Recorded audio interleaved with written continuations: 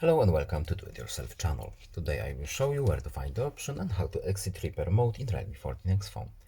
So we can do it in two ways. So first we can go to settings, then we need to scroll down to system and update.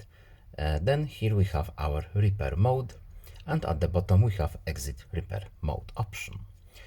Of course we can do it in the we can swipe from the top, and here we have, as you can see, exit to tap to exit repair mode. We can do it both ways. So when we tap this option here, we have exit repair mode and we can choose to exit. And now after the phone restarts, we will be in our default user mode.